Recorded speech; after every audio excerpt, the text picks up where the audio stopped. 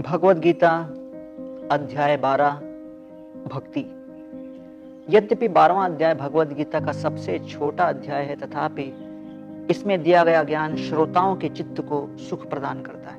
भक्ति शीर्षक इस अध्याय में भक्ति मार्ग, उसे प्राप्त करने के लिए विभिन्न मार्ग तथा इसमें पूर्णता प्राप्त कर चुके भक्त के गुणों का वर्णन किया गया है।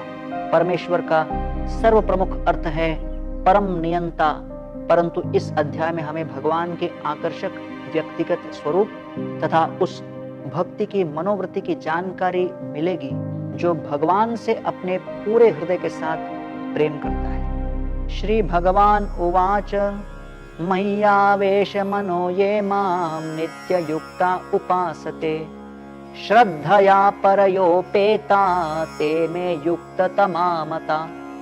श्री भगवान ने कहा, जो लोग अपने मन मेरे साकार रूप पर लगाते हैं और दिव्य एवं दृढ़ श्रद्धा द्वारा सदैव मेरी उपासना करते हैं, मेरे मतानुसार वे सर्वोत्तम हैं। श्लोक क्रमांक 1 से 7। भगवान अर्जुन द्वारा पूछे गए एक प्रश्न के उत्तर में श्री कृष्ण पुनः निराकारवाद का विषय उठाते हैं। इस संवाद में बार बार इस विषय को आता देखकर कोई इसका कारण पूछ सकता है। आत्मा के रूप में हमारा स्वरूप आनंद है, आनंदमयो अभ्यासात्, और इस आनंद का अनुभव किया जाता है प्रेम भरे संबंधों द्वारा। किसी भी संबंध में विषय, वस्तु तथा आदान प्रदान होना चाहिए, परंतु निराकारवाद की धारणा कि सब कुछ एक है इन तीनों को मार डालती है और जीवात्माओं को सच्चे सुख से वंचित रखती है। श्री कृष्ण बताते हैं कि भक्ति योग द्वारा भगवान के शरण लेना तात्कालिक दृष्टि से अत्यंत व्यवहारिक है और दीर्घकालिक दृष्टि से अधिक सुखदायी है। निसंदेह निराकार मार्ग पर चलने वाले भी आध्यात्मिक उन्नति करते हैं, परंतु उनकी प्रगति धीरे धीरे एवं अत्यंत कष्टप्रद होती है।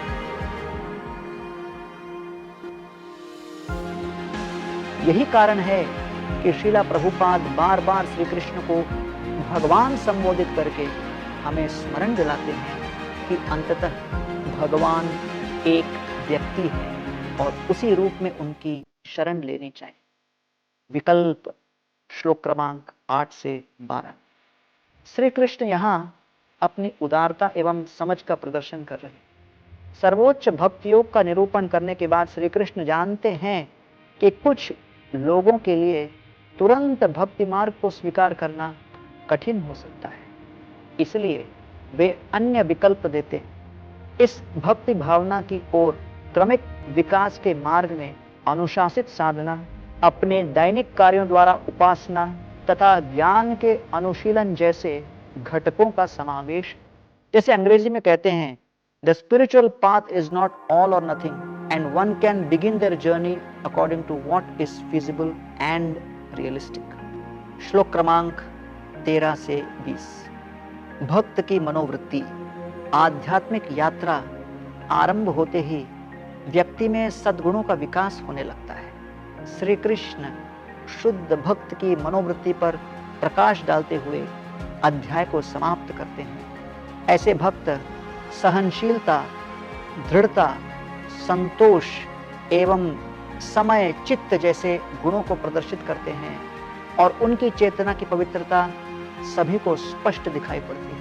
ऐसे सुंदर गुणों से युक्त भक्त श्री कृष्ण का हृदय जीत लेते हैं और श्री कृष्ण उनकी निर्मल भक्ति द्वारा बंध जाते हैं। ऐसा व्यवहार होता है आध्यात्मिक जगत में, जहां अजेय परमेश्वर प्रेम के बंधन में बंध जाते हैं। ये तो धर्म्यामृतमिदं यथोक्तं पर्युपासते श्रद्धाना मत्परमा भक्तास्तेतीव मे प्रियाः। जो मनुष्य भक्ति के इस अविनाशी पथ का अनुगमन करते हैं और जो मुझे अपने जीवन का परम चरम लक्ष्य बनाकर श्रद्धा पूर्वक मेरी भक्ति में संलग्न होते हैं, वे मुझे अत्यधिक प्रिय हैं।